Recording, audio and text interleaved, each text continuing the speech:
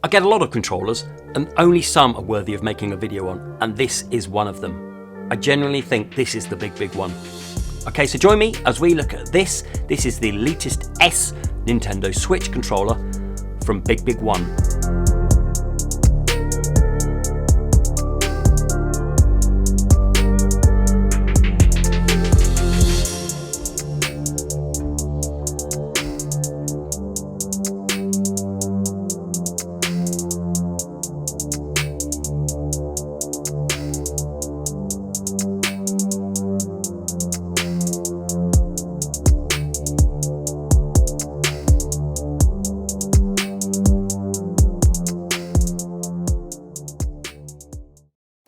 Hello and welcome along, and as you saw in the introduction, we're going to be looking at this today. So this is the Elitist S controller. We're going to be predominantly focusing on the Nintendo Switch, although it does work for Windows and Android as well, but like I say, we'll just be focusing on the Switch. It's the Elitist S from Bigbigwon. So this is the box here, picture of it on the front, Elitist S for Switch, Windows and Android. Gyrocom Plus, customizable back buttons, next speed wireless technology. Bit of branding, and then all about it, a bit on the box. So as you saw, you also get instruction manual with it, you also get a cable with it, and you also get a little dongle with it. And why is this controller so special? Well, you instantly know that when you take it out of the box, because it feels premium. It really does fit. It probably feels as close to a Pro controller I think I felt in any of the other controllers. I think that's exactly what it's trying to replicate.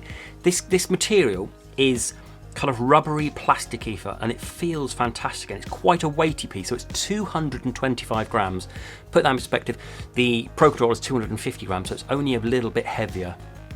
It feels lovely in the hands. This material goes all the way around. Okay, so on the front then, you've got your usual array of buttons, apart from one, if you can notice one that stands out. So we've got the thumbstick here. This is nice and smooth here, so you can move this like this smoothly, and it pings back nicely. So it's a really nice controller. It's concave, and it has some grippy texture inside and some grippy texture around the outside as well.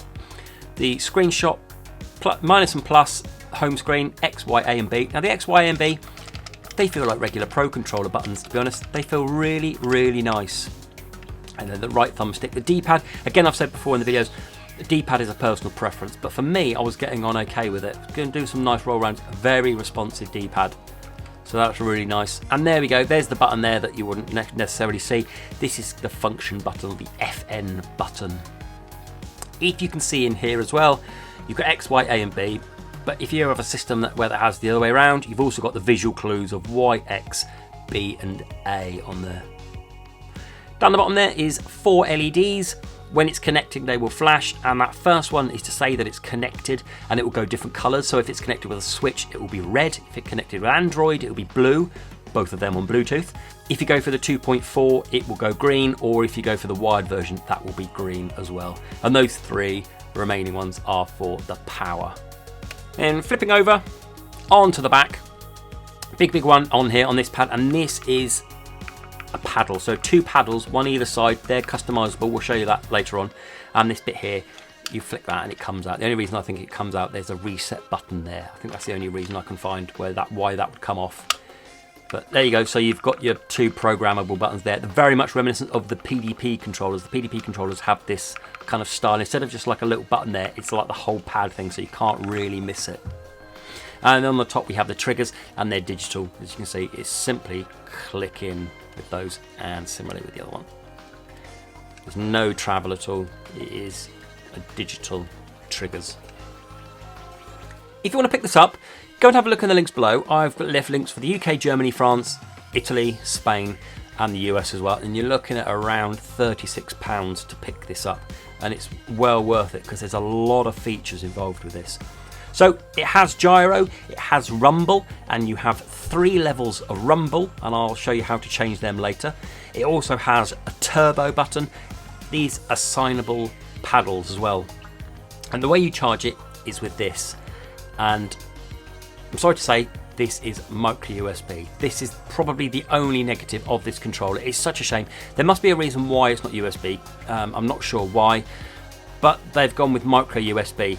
Now, it's 1.6 meters long, so that's really nice. It's just, you have to take this away with you, because generally with the Switch it's all USB-C, and you have to carry the USB-C cables around. You're going to have to carry an extra cable around with the micro USB, which is a bit of a shame.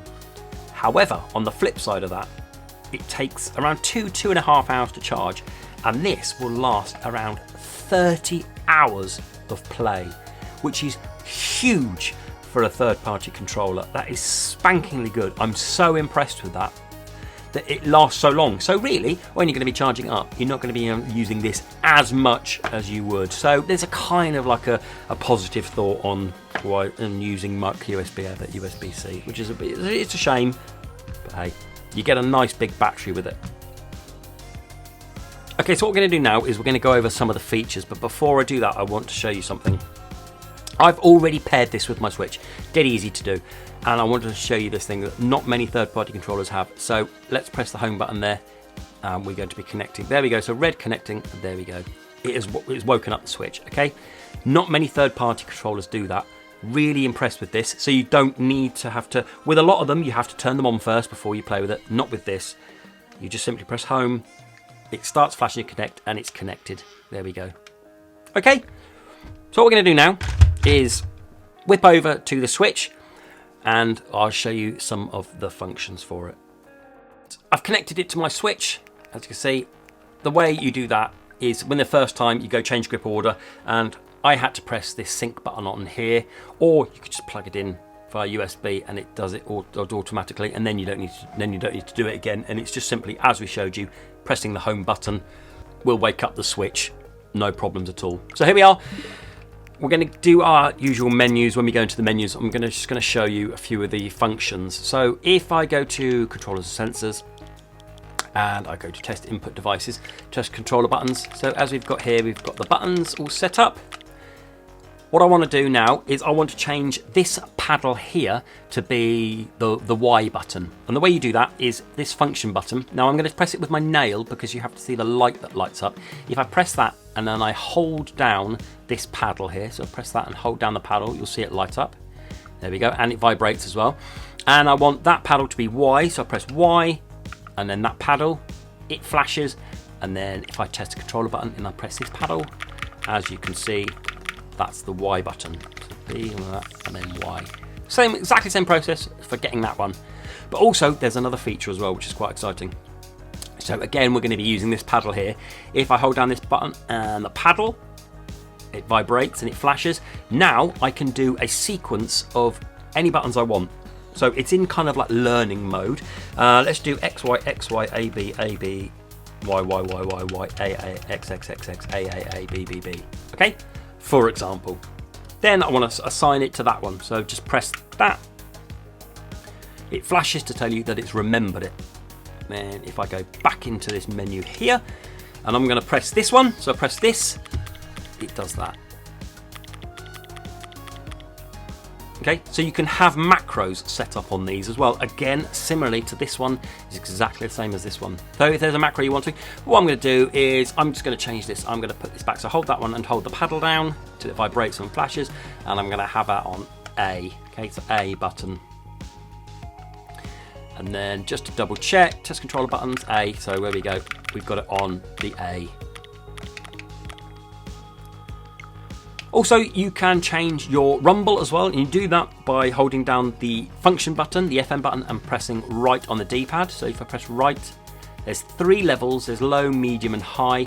High is quite powerful, so I have it on the low one. It's not going to be HD rumble, but the rumble is good enough to know what you're going to be doing. It's just not the special HD rumble, but it's good enough. Just choose the intensity that you need. And let's also check the control sticks. So we're going to check the left control stick for any dead zones or any drift. I've only been playing with this for over a week now, so there will be no drift. And I think the thing about drift is, if you're worried about drift with a controller, please don't be. If you like a controller and you like the look of it and you fancy having it go, just go for it. Don't worry about drift, okay? Because I've played with dozens and dozens of controllers and dozens of Joy-Cons, and none of them have experienced drift. So I'm not saying it doesn't happen, it's just don't let it stop you buying the controller that you want. So here we are then. As you can see, you can get a nice little way out there, nice and sensitive. Okay, and then all the way out. And if you go all the way around, you'll see no dead zones at all.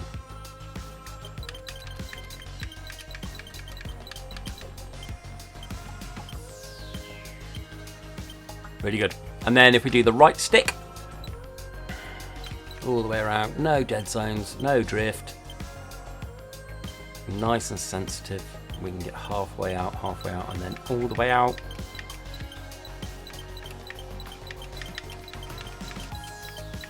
Yeah, they feel really, really good. Okay, so what we're going to do now is finally, we're just going to whip into some Mario just so I can show you some of the controls. So we know the motion works like that. That's nice. And the vibrate. Can you see the controller moving? So it's nice. So we're getting that, and then we can see.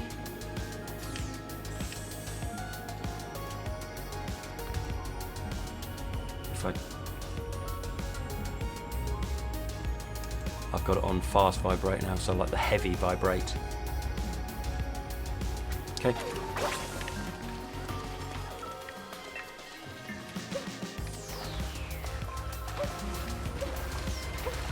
Let's turn that down.